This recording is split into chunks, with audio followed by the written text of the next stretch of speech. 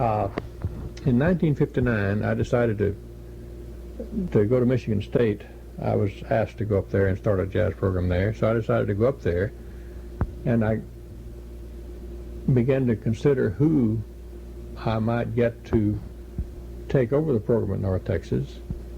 By this time, it had become firmly established and was really a leader of such programs throughout the nation.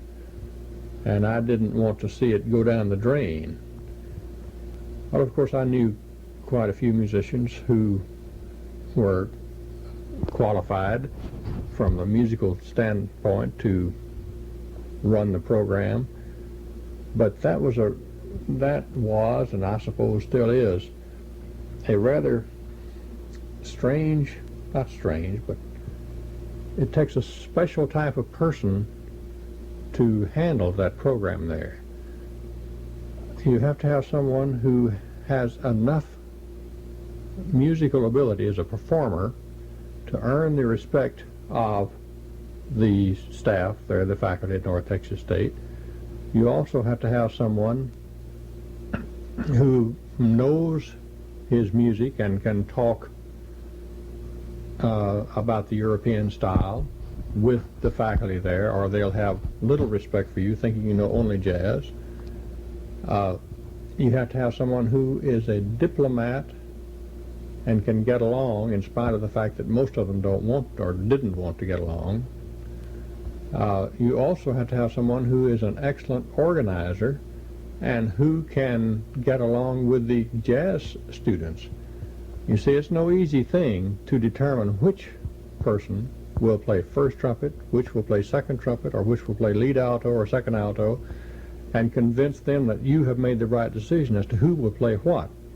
So it takes a rather special person to handle these basic areas, and there are always a multitude of small decisions to be made every day regarding the operation of the program, where the band would play, the actual programming of the various events. All of this sort of narrowed the field down. Well, my first choice was for Leon Breeden, who was the band director at Grand Prairie at that time. I'd known Leon for a number of years and had the highest regard for his musicianship, and so I went over and asked Leon if he'd be interested in taking over this job, and he indicated that he would be interested. And after I approached him on the matter, I sort of backed off and talked to him about a half a day about why he should not take the job, telling him about all of the problems that I had had regarding financing the band and the attitude of the staff and all the problems that I've enumerated throughout this tape. They were still there. They were still out in the annex out there, and the annex was not in any better condition than when we took it over. And you could not use, the band director would not allow you to use any of the school instruments. The bass trombone players had to own their own instruments and so on, you know, all of this.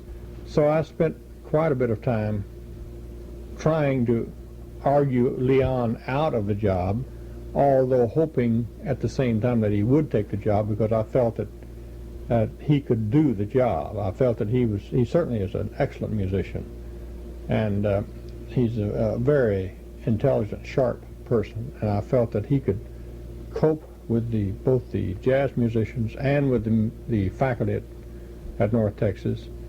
And as it turned out, he was the ideal, or is the ideal man for the job. He's done, well, as the program speaks for itself, he's just done a tremendous job, just an outstanding job. My concern is that he may be overdoing himself, but anyway, Leon's handling of the program since I left has only enhanced my own relationship with the program, because wherever I go now, 15, 18 years later, if I mention that I was connected with the program at North Texas, then all at once I'm a more important person, because that program today is a fine program, and And Leon is due the credit, but I still reap some of the reflected glory from having been there. So the program still is making me look good, and I have to thank Leon and the fellows in the band up there for the splendid job that they have and are doing. Certainly one of the top musical units in the nation. At the time I had the band, we had a good band. I think it was probably as good as any band at that time. But when you listen to the records now and compare it with the band of today, it sounds pretty thin. One thing that we did do when they would bring a name band like Herman or Ralph Martiri or Tex Beneke or whomever onto the campus to play for a dance, we would set up and play in the opposite end of the building. Every time they would take a break, we would play. And we were not embarrassed, because when you put the guys on the spot and they have to blow, they really, I'll say we were not embarrassed. We played well. As a matter of fact, that was the beginning of the period when those bands would steal some of our musicians. Took our girl singer, our lead trumpet player, etc. But the bands were good then, but certainly not anything to compare to the way they are now. And I think the guys there today, and certainly Leon, are to be commended, and I certainly extend my most heartfelt thanks to them for what they are doing today.